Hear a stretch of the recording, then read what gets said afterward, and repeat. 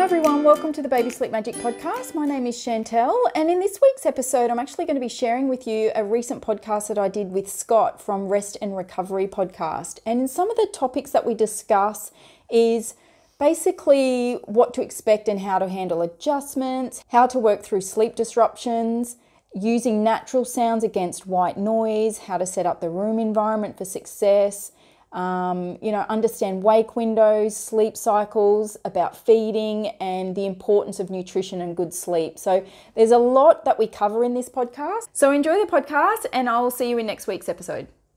Okay, well, with me today is Chantel Murphy. She is the founder and coach of Baby Sleep Magic. Chantel, welcome to the Rest and Recovery podcast. Thank you. No, thanks for having me. It's great to have you on. Discovered you through, we were talking offline, the social media, the social webs, and it's amazing how you're in Australia. Yep. And Gold Coast, Australia. Yep. Great. And I'm in Virginia, and we're connecting here via Zoom. So it's awesome. Perfect. Really looking forward to this conversation.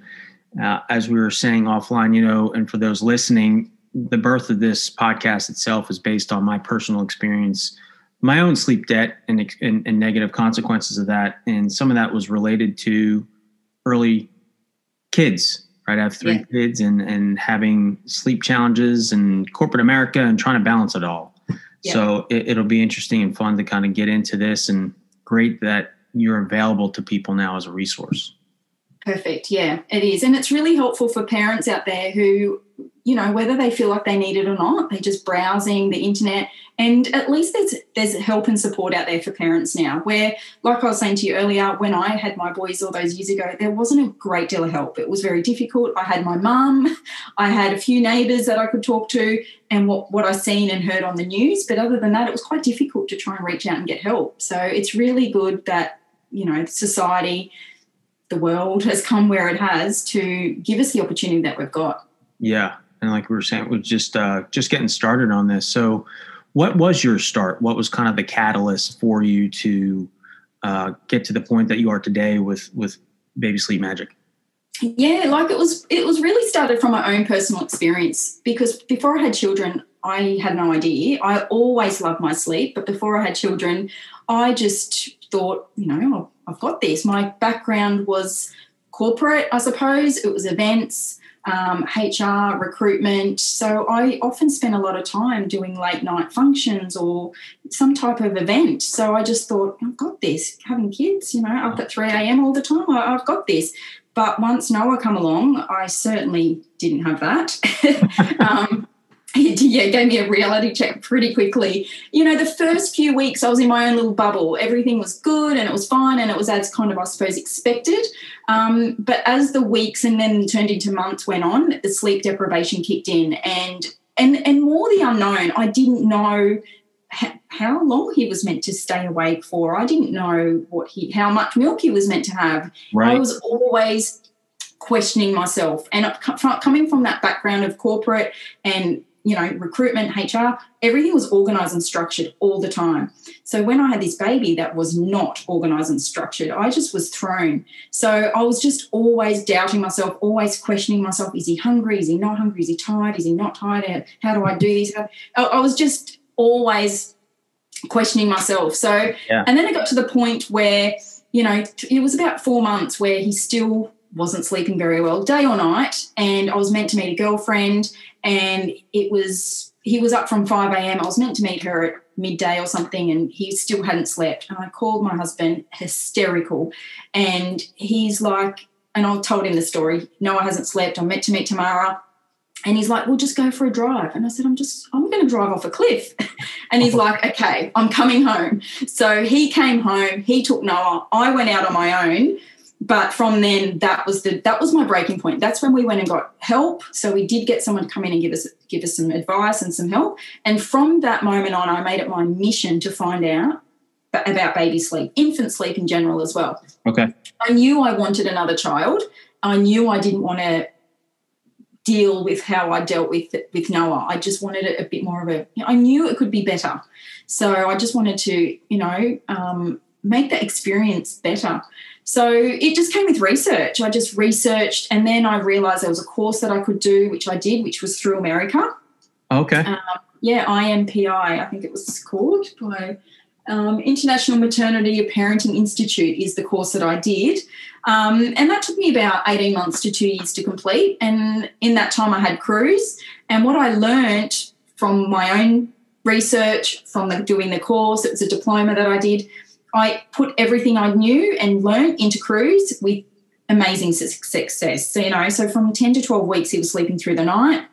He was having good sleeps, and it was just my own confidence and my own knowledge that I was putting into that created healthy sleeping habits. So, and then the business started. Then I, created Baby Sleep Magic, created a website. It all started very small, very organic. And when I would do drop-offs at kindy or go to a play group or something like that, you talk to all the other mums, and Sure. It would just spread. They would know that I was the baby lady, so they would come and ask me questions, which I was more than happy to answer because I was helping people. Yeah.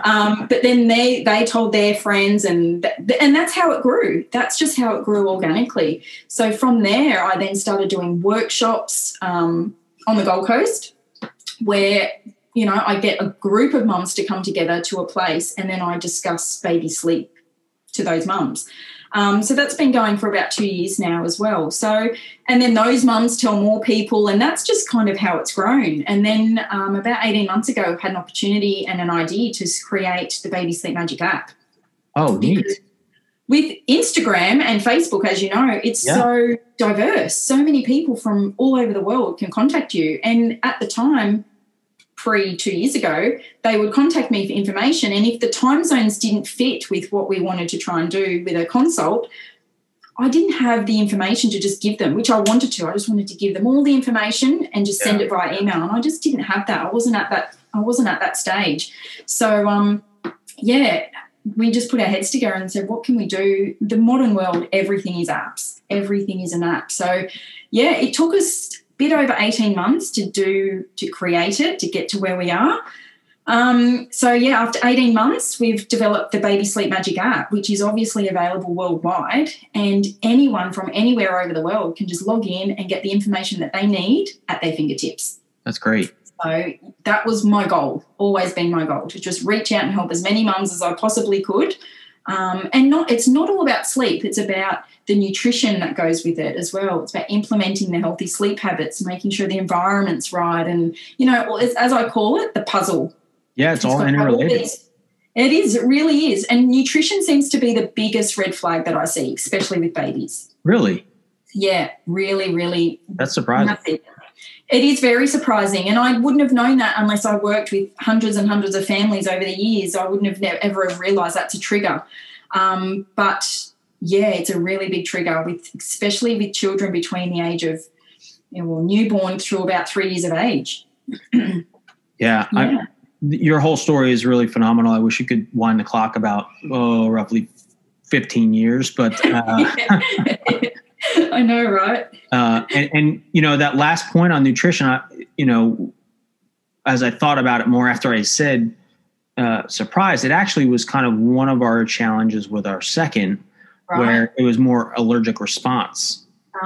So allergies? Allergies, yeah. So she was very colicky, a lot of spitting up and things of that nature. Right. And so that was a long, winding road, especially for my wife too. Yeah, because she had to change her diet because she was nursing, and so it rolls downhill to the baby, and so there was a large or long-winded time to figure out what was best. Yeah, it is. It's a massive process. And when I go to see a family and I do an in-home consultation and the baby is between, 0 and 6 months, usually if I'm there and the timing's right, I will put that baby to sleep with the family and show them how to do it and do some hands-on settling. But I would never put a baby to sleep unless I personally and physically seen that baby feed. Because I might get there and they say, oh, yeah, we just fed him. And I'm like, I need to see it for myself. And when I can physically see that baby is fed and is rejecting either the bottle or the breast, and I know that baby is full and content, that is when I know, and only then I will then attempt to put that baby to sleep. Otherwise, as I know from experience and from what I've seen and all the research I've done, a baby without a full tummy will not go to sleep very easily and then will not stay asleep. Okay. For very long. To that point, is that kind of step one, or what is the kind of the sequence that you kind of go through? Yeah, okay. So the sequence that I usually recommend is, as I mentioned before, the puzzle. So it all comes down to room environment to begin with. So, step one would be to make sure the room environment is set up appropriate for sleeping. So, and I always try to reflect back and give examples. If you were working as a doctor or a police officer or an ambulance officer, you wouldn't go home during the day and sleep in a light environment because you just wouldn't get the quality of sleep. And same goes for babies. Ideally, the room is dark because babies are not very good at sleeping. They haven't had a lot of practice, and we need to teach them what to do. And to get the best results, the best way of doing that with the most success is to have a dark room. And babies aren't afraid of the dark, So this is a big surprise to a lot of people as well. They often put their baby in a room, but they have night lights on and they keep the door open because they think the baby's genuinely afraid of the dark. But babies until the age of 2.5 haven't yet developed the sense of fear. So the darker you can have that room, the better, and the more success you're going to get. So that's definitely my first tip that I advise families to do. The second thing that I advise them to do is white noise. And white noise is so popular and successful because when babies are in the womb, they are used to 90 decibels 24/7. So it's quite loud. Yeah, it's very loud in there. So when they come out and they're in a quiet room or they're in a bedroom that's not quite noisy, they don't sleep very well. They're not used to that environment. So having the white noise on just, creates that what they were used to in the womb. Now, whether they're 3 days old, 3 months old, or 3 years old, I still recommend white noise, especially if you're having difficulties with sleep. And with white noise, I recommend something natural like rain because in a lot of cases, families room share with their baby. And it's not just about the baby having good sleep. It's about mum and dad as well. Absolutely. So when it's natural sounding like rain, therefore most people can tolerate the sound of rain. And that's why I usually advise doing something like rain. And it's got to be constant. It can't just start for 20 minutes and stop because that's when bubbles start to stir. Okay. Because the noise is turned off. So It's got to be consistent through generally the whole night, all naps. And then I usually advise around about 2 or 2.5 in the event that you've decided you're finished with it, you don't want it anymore, then you just reduce the volume over a few days until you get rid of it. So they don't become attached to it, they don't become addicted to it. It just helps them get better quality sleep. So that's those 2 points. And then obviously comfort. Most children rely on some type of prop to put them to sleep. Now, whether that's mum or dad or nursing or the bottle or padding or rocking or bouncing, there's some type of something to help Bub go to sleep. Okay. And if you introduce a comforter, one of those little lovey blanky things, that's what most babies, usually you've got to be happy with what it is. It's got to be safe. It's got to be breathable. They've obviously got to be old enough to be able to use it. So it's usually recommended from 6-7 months of age where they can physically be able to grab it, hold it and snuggle into it. But that's a really positive association when it comes to bedtime and sleep because they are in control of it. Okay. Where external prop, they're relying on someone or something to do the work. And that's generally when you will see them wake up again. Because babies remember where they fall asleep. You might be rocking your baby, they fall asleep, you place them in their crib or their bassinet, and then within 20 or 40 minutes they're awake again because they don't remember that. They just remember being here in your arms and all of a sudden they're in a different environment. So that's what wakes them up. And it's very similar to us as adults. If we fell asleep on the lounge and woke up outside, we would freak out. Yeah. And babies are exactly... Yeah, and babies are exactly the same. So it's just about getting them to fall asleep on their own to begin with, but having a comfort to be able to, they can use that to their advantage so they're in control of it. Yeah, we definitely ran into the unsuccessful version in our first one. Did you? Oh, gosh, you had to be like a ninja getting out of that room. Because the second you put her down, you were slowly backing out.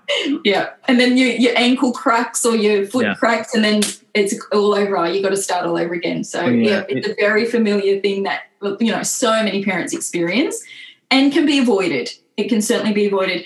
And that's without crying it out. Like, we're not even talking sleep training at this point. We're just talking about the room environment, the dark room, the white noise, the comforter, working on some self-settling techniques. So at what point do you stop the swaddling? Yep. So usually, look, the SIDS recommendation is once a baby is capable of rolling, and that's usually anywhere between 3 and 4 months of age. So usually before that, you can start the transition of the swaddle, where you could start to do one arm out and one arm in. So some parents like to opt for that, especially if they know their little one likes to be swaddled. Some babies can roll even earlier than that. So it's just about being really vigilant on where your baby is developmentally and where you are in the, when it comes to putting your baby to bed and what bedding you're using. But even babies who like being swaddled or being tucked in, I also use methods that can help with that. And they can still be tucked in. They have their arms free, but they can still be tucked in. And babies like that. They like to feel that sense of security and snug and tightness. Yeah. Because when they were in the womb, they were tight and snug. So when they're out and they're in a crib and they're all exposed, they kind of flap around a little bit and they get a little bit like a bird. Yeah. They flap around like a bird. Well, it's a level of security, that innate thing that we all seek is safety and security. Correct. Yep. Exactly right. And you can still offer comfort by doing that too. You can wrap them from the torso down and you can tuck them in. And I've got all that information on my both Instagram and inside the app in a lot more detail. But it's just about making sure the bedding is firm and obviously safe, and it's tucked in well and it's tucked in right, because you don't want loose bedding in the crib. It's just about making sure you've got the right stuff in the right areas so it doesn't come loose through the night, and Bub is still feeling really safe and secure and can sleep. That's the most important thing, and they're capable of sleeping. Okay. So that's a lot of that sounds like we've heard sleep hygiene, right? Kind of the Correct. Foundations. Correct. And earlier you were mentioning about observing a baby nurse. Can you kind of expand on that a little bit? Yes. So just as an example, the last week or two that I've gone to clients' homes, I've watched them feed, and one in particular, she said, okay, I'm going to go feed Bub now. So she went away, and within 3 minutes she was back. She's like, okay, I'm done. And I was like, already? Like, that's not a feed. And she's like, and Mum didn't know. She's got a 3-month-old baby. It's her first baby. That's all she's ever known. But babies should feed for at least 10 minutes, at least. When she went and came back within 3 minutes, I already knew, there already a red flag to me saying, this baby's hungry, this baby's not getting enough. So then we need to expand why.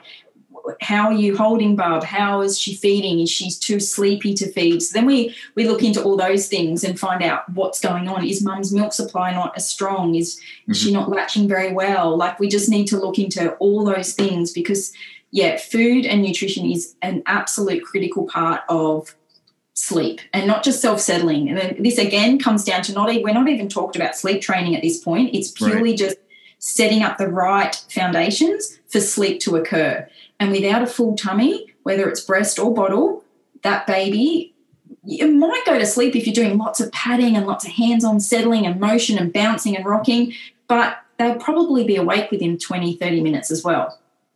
And that's what I find quite often with parents who call me because their Bub's either waking a lot through the night and catnapping through the day.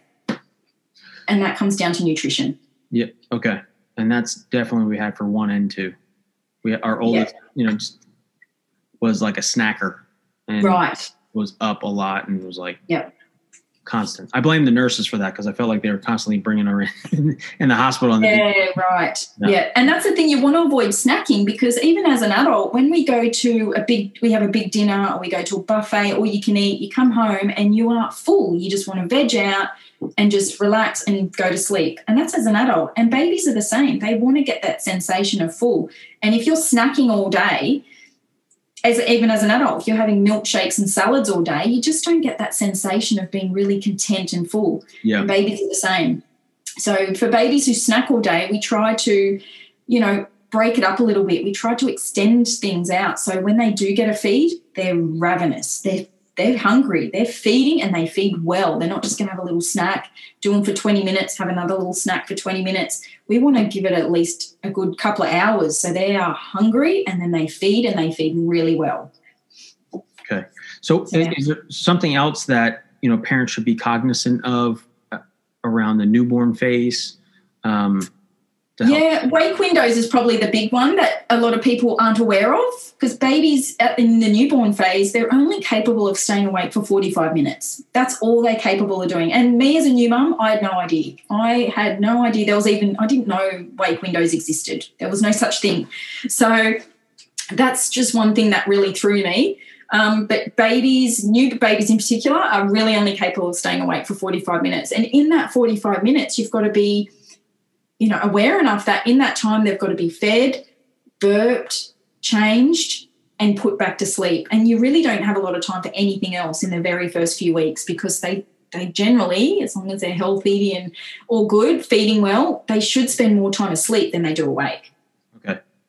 But 45, as they start to get to that 6-week mark, they start to wake up, they start to become more aware of their surroundings, they start to become more alert, and that's where getting them back to sleep can become a little bit more challenging, because they don't want to.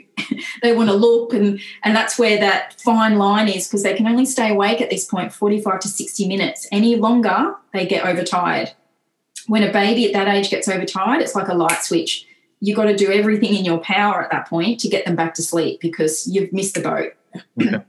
So wake window is critical. How about the transition? Like, what does the transition look like when, they start acting a bit like a person, right? Not just awake every 45 minutes and suddenly the personality starts to show up and all the other things. So that transition, I think, in any transition is kind of key. What are some things to be observant about as a parent to know when you're starting to kind of slide into that next phase? Yeah, so it's probably the one thing everyone knows about when they have children is called the 4-month regression. So that's when things really change from the newborn cycle of just more so eat, feed, sleep, eat, feed, sleep. When they get that 4-month regression is when everything changes. They get sleep cycles just like us adults. Us adults, every 90 minutes, believe it or not, we wake up through the night and we would turn, toss, move our pillow and go back to sleep.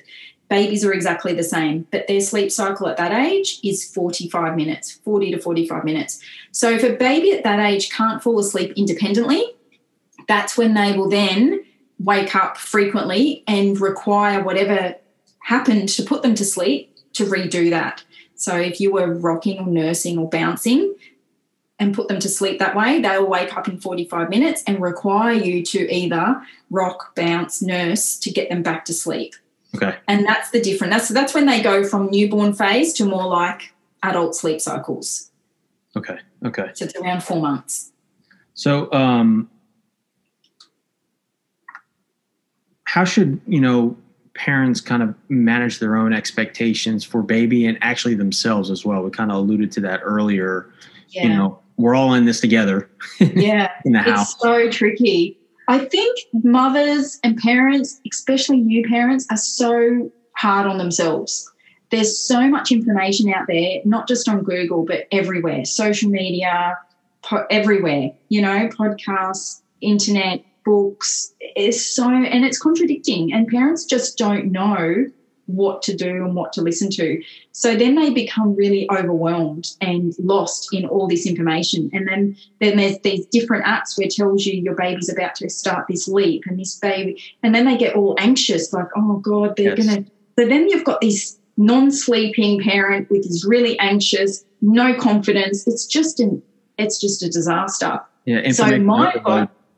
Sorry? Information overload. It really is. It really is. So my advice is to, take everything with a little pinch of salt, but ultimately trust your gut. You, as a parent, are the best parent your baby's ever had, and you've just got to trust your gut. I usually tell the clients that I work with to stay off social media to a degree, because they're on all these forums and they're getting all this. They might even post something and then they get absolutely crucified for it, whatever it is, and then that just escalates their everything. So, take everything with a pinch of salt. And when you find someone that you're either following or you like or you're taking interest in, just follow that one person. Right. Kind of, even like us for creating good habits, it's like, pick a program and stick with it. Correct. Consistency is the key at the end of the day. Okay. And setting up healthy sleep habits. It's not like I keep going back to, it's not even about implementing sleep training. You don't have to do sleep training. It's just about making sure your baby is sleeping in the right environment with the right type of noises, or, as we discussed, the white noise. And then ultimately, as long as your baby is fed and happy and healthy, and that doesn't matter. If you want to co-sleep, if you want to breastfeed till they're 3, if you want to, however you want to parent, you do it. As long as you're happy and healthy, that's the end goal at the end of the day. Right. And sleep is hugely prioritized into that, because that's what makes everyone happy and healthy. Yeah. I mean, the impact on sleep is really foundational to everything else from a wellness perspective. I mean, it makes the nutrition work better. Emotionally, relationships are going to be better. Correct. Yeah. It all relates, because, a baby's exhausted, a mom's exhausted, and dad's exhausted. Everyone just clashes. Yeah. That's going to be a recipe for disaster. It really is. Yeah. So sleep is absolute key, and it just makes everyone feel better. And it's the confidence. Once mums get to a chance where they can actually then put their baby down themselves and that baby goes to sleep, then that mum is like on cloud 9. She's like, I did that. I can do this again. Yes. And then their confidence builds. And that's the biggest thing that I see with my parents and families that I work with. It's the confidence. I go into their home or I speak to them online. They got no confidence. They don't know where to begin. They don't know where to start. They've tried all these different things. Nothing's worked. And the moment that they do one thing and it works, their confidence just goes from 0 to 100. And then I don't hear from them. I'm chasing them going, hey, Michelle, what's going on? I haven't heard from you in 2 weeks. And they're like, oh, I've got this. So it's just that light bulb moment where you talk to them about everything, light bulbs go on, they do what you've, suggested, it works, and then they're off. They got their confidence and they're off. That's probably the biggest thing that I see. Yeah, and I think, it's personalization on what's going to work and what's not going to work. Correct. Yes. And that's kind of the same for all of us, no matter how old you are, infant or middle age or whatever that is. Things are going to affect you differently than it may affect me. And so you just got to be cognizant of that and just keep trying. Exactly right. And with personalized consultations, they will talk to me about their challenges, and we will get down to everything to get right down to exactly what's going on, so we can address it and we can come up with a solution that's going to work for that family. So that's, the advantages of a personalised consultation, I suppose, where the app is more it's got all that information in there. It's just very broad. It's got the puzzle videos in there, so that's relevant for any child, whether they're newborn or 3 to 4 years of age. And then if you've got challenges like just starting daycare or going out and about, all that information is in there as well. So I've tried to cover as much as I possibly could. And with all the years that I've done this, all those little questions and challenges that I know families have is in the app. So I've tried to cover as much as I could, yeah. Well, it kind of goes back to your point earlier, is at least, not at least, but there's a single source that you can go to, and it's going to be less, overwhelming, a little clarifying, and at least you'll have that confidence, okay, I can go to this, as opposed to just scouring the internet Google or DuckDuckGo or whatever search engine you use. Yeah, exactly right. And that's what I found parents get more overwhelmed with, as we said before. They don't know where to look. They're Googling anything and everything. And you know what Google's like. It tells you everything, things that you don't want to hear. So, I get there and they are so overwhelmed with information that they've read. And, we've worked with a dietitian as well through the app. So, some of the questions that I was always getting asked from these families, I would then ask the dietitian so she could answer it in a professional way. And the simplest thing that as an example, when to introduce water. A lot of families that I would work with, I would see them, their babies would be 5, 6, sometimes 7 months old, and they hadn't even introduced water yet because they read on the internet that it will kill them. So, they're actually fearful for introducing water because Google says, or whoever says, it's harmful to their baby, or they can hydrate them or whatever they're eating. So they're actually fearful. So all that type of stuff is covered inside the app because, and we worked alongside a dietitian to do that because nutrition is probably the biggest, as I keep going back to, parents are almost too scared to feed their children because of what they've read and what is out there, what's portrayed out there with the allergies, with the choking, they're just too scared. Yeah. And I can relate just through our kids are 4 years apart, and it seems even in that short span, the experts changed their mind like 4 times. And even when I was a kid, it was like, okay, this was what you did, and now it's like, no way, you don't do that. And yes, it's so different. And it's almost like it's fashion. It comes back into style again. It's just like changing their mind and cycling through things. It's so true. And it's so true. And this is where parents are like, they just don't know. They just don't know. They're overwhelmed and confused. They go see their midwives or they go see the health clinics. They tell them one thing, but then they go and read on the internet that's different. And then they're almost too scared. Yep, they're almost too scared. And I've many of families I've gone to see and their child is clearly hungry, clearly ready for solids, but the parents haven't introduced it yet because they're just not quite sure on how, why, what, when. They just don't know. They're just so overwhelmed and they're too scared.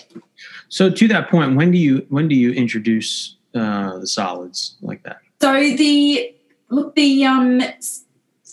law, these guides, recommended guides is no earlier than 4 months. And so it's anywhere between 4 and 6 months, but no earlier than 4 months. So that's kind of like the standard recommendation. I'm not sure if America's any different, but the last research that I did into America, it was the same as Australia. But they're more on the 6 month side, where Australia says between 4 and 6 months. Okay. And no earlier than 4 months. So, obviously up until 12 months, milk is certainly the preferred source of nutrition. But as they get closer to 12 months, milk, especially after they get to 12 months, milk at that stage is just a drink, not a meal. So you've got from 6 to 12 months to start preparing your child's belly for a whole lot more food, because once they get to 12 months, they shouldn't need milk at that point as an actual source of to compensate food. They should be eating 3 meals a day, snacks in between, and milk just to top them up. Okay. It's really important. There's many families that I've seen in the past that their child is purely relying on milk around the clock. Even as an older child, 10, 11, 12 months of age, they're only snacking on meals. They have a little bit of breakfast, they might have a little bit of lunch, they might even have a little bit of dinner, and then they're having 3 or 4 bottles or even more a day. Okay. So, and milk doesn't fill them up. When they're running around, they're on their feet, they're busy, they're climbing, the milk just isn't enough at that point. Yeah. So when they start to become, that 1+, that toddler, yes, does the sleep cycle start to change, and you're starting to put them to bed? I know we did it at like 7:30. Try to get them to sleep. Is it 10, 12, 14 hours? Yeah, that's a good question. So in terms of their sleep cycle, nothing changes, because once they get to 4 months, their sleep cycles change to more like adults, and then that stays the way. But their wake windows will change as they get older. So as I said earlier, newborns are only capable of staying awake 45, 60 minutes. And then as they grow, their wake window grows too. So, the 4 to 6 months is more like 2-hour windows. And then they get closer to a year old, it's 3-hour windows. And as they get a toddler and they're only on 1 nap a day, they're capable of about 5-hour wake window. So they wake up at 6, they might have their nap of the day around midday, then they wake up and then they go to bed around, 7 o'clock, give or take. So, and then once that toddler has dropped that nap, then usually we need to bring bedtime earlier to compensate for that no nap. Otherwise, children who get overtired will get a second wind. And when they get a second wind, they get hyped up. They get giggly and silly and crazy and bouncing around, and that can last 2 hours. So you want to avoid that. You really want to get them to bed before they get that second wind, because it's like they've had a shot of coffee. They're just really silly, and it's really hard to bring them back down. Because when that second wind does end, it ends hard and fast. Yeah, it does. And it can be like 9, 10 o'clock at night, which is so late, and it's too late. Yeah.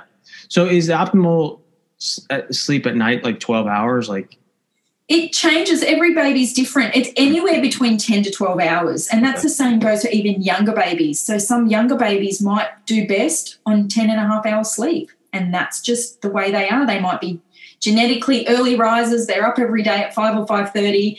They go to bed every night at 6, and that's them for the night. And then they have a couple of cat naps in the middle, but they're happy, they're healthy, they've put on weight, doesn't affect the family lifestyle, and that works for them.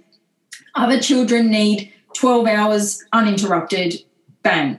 So every child's different. My two are totally different as well. I've got Noah, my first, who now loves sleep. And once we got him on track, he's a good sleeper. He needed his good chunks of naps during the day, and he could sleep 12 hours at night. And he still can. He's 8 and he could still sleep from 7 to 7 like that. My other one, Cruz, you would never get him down for a day nap. He didn't want it. He wasn't interested. And even now we put him to bed at 7-ish. He probably doesn't fall asleep till after 8, and he's awake at 6 o'clock. Oh, wow. So, and he copes well. He's happy. So it's just so different. But anywhere between the 10 and 12-hour mark is kind of what's needed and what's recommended for children. Okay. Tell me you mentioned naps a couple times. Yep. How do you manage to do that? Yeah. So, again, it comes down to their wake windows. There's no point trying to put a baby to bed when it suits you, because that's not going to happen. We need to work with their wake windows. So, as an example, a 6-month-old baby is capable of staying awake for about 2 to 2.5 hours. So what we need to do, they wake up for the day at 6 a.m. They're going to need to go down for their first nap of the day around 8 a.m. And before that, we need to ensure that they've had, obviously, some milk. If they're on solids or started solids, have a little bit of breakfast as well. And then even before they go down for their nap, I always advise, especially for babies who aren't refluxy or colicky, offer them a top-up of milk as well, because it just gives them another opportunity to fill their tummy up, ready for a nap. And then that would be their first nap of the day. We're just not in control of how long that nap's going to be. You just hope, cross your fingers and hope. If they fall asleep independently, chances of getting a better nap is higher, because they know how to sleep. If you're doing the work for them, holding them, rocking them, patting them, nursing them, chances are they'll wake up after about 40 to 45 minutes, and you'll need to recreate what you did to get them back to sleep for a longer nap. So naps is really important, because that just gives mum or dad the downtime that they need through the day to either do jobs, run errands, nap, cook, clean. Yeah, because without that, it's a long day. Yes. Yeah.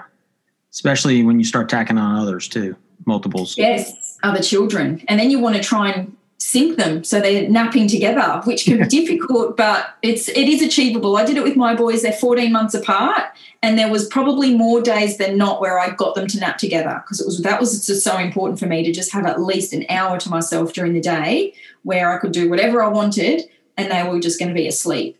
So it's tricky. It takes a little bit of tweaking and a little bit of manipulating of their days and their schedules, but it's worth it. Yeah. Yeah, I'm sure. For everyone's sanity, right? Yeah, exactly. Yeah. Well, Chantel, I appreciate what you're doing professionally. Like I jokingly said earlier, I wish we could turn back the clock about 15 years. But it's wonderful that you have this out there, and the fact that the app is out there. That's really... Yeah, that's a good help for mums and families out there. Yeah. So I'd like to close things out with a couple personal questions. Sure. So what are you reading right now?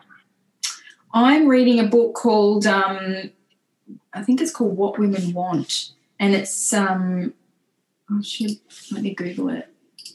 It's just it's an inspiring book about business women and how they got to where they are, and it's hustling, how they got to where they are and how they did it and why they did it. It's just a bit inspiring. So, yeah, that's what I'm reading now. Okay, great. Yeah.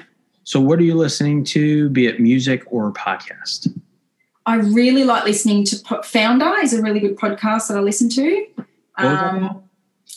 Sorry? What was it called? Founder. Founder? Yeah, he interviews anyone who's basically founded their own company and business and talks to them about how they did it and why. So anything Gary Vee, huge fan of Gary Vee. Yes. Yeah, anyone like that that's just positive, inspiring, and just gives you once you finish listening to them, you just want to go and be proactive and do stuff. So yeah, really good things like that. Gary Vee is like a shot of coffee. Yeah, he really is. And you can only take him in small doses. I can only listen to him and watch him in small doses, but what he says, it's so relevant. Yeah, and he's so spot on, like with so many things. It's amazing. Yeah. Okay, last one. What is your go-to rest and recovery method? Massage. And an hour or two of kid-free time. Yeah. Yeah, I really like a bit of me time. So whether it's a massage or a manicure or a pedicure, but massage is definitely up there. But me time. It's so important for mums out there to just have some me time. That's the biggest thing that I see that doesn't happen. They're so consumed with their new baby, and which is absolutely fine, but they forget about themselves. That is such a great piece of advice to end this on, because I totally agree. Saw it in our own house where and others that, yeah, you can definitely there's that mom guilt that I can't relate to. Yes. That, you shouldn't do that, but you need it because you need to get yourself there. Yes. Support your kid as well as you can. Yeah. And it might only be 20 minutes of doing something, leave bub with Nan or Pop or hubby or whatever while you just go and have a coffee on your own. That's all it might need to be, 20 minutes, and then come back and you're just better. You're just refreshed, you're better. And I understand new mums sometimes don't want to do that, but even if it's 10 or 20 minutes on their own, whether it's running your own bath or going out for a coffee, you just need a bit of you time. It's so important. Yeah, 100%. Well, again, Chantel, I thank you so much for the time and availability. Oh, thank you. Thanks for reaching out. Yeah, it was a great conversation. And tell everybody how they can find you, website and the app. Yeah, sure. Okay, so you can find anything about the Baby Sleep Magic app on the Baby Sleep Magic website, which is www.babysleepmagic.com. And you can subscribe. It's a subscription model. So basically you log in, you'll be given access to the 7 videos that we talked about, which is basically like your virtual consultation.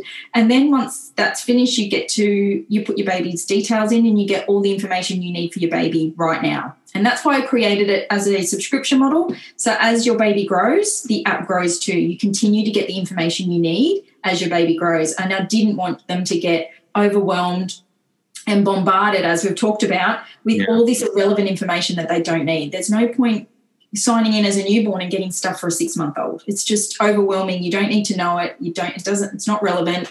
All the information you need right now is at your fingertips, and then as your baby grows, you'll be given access to the sleep guides that they need as they grow and the wake windows that change and all the information when they're standing up in the cot, how to manage that. But you don't need that as a newborn. So, it gets delivered to you as you need it. Awesome. So great. Thank you, Chantel.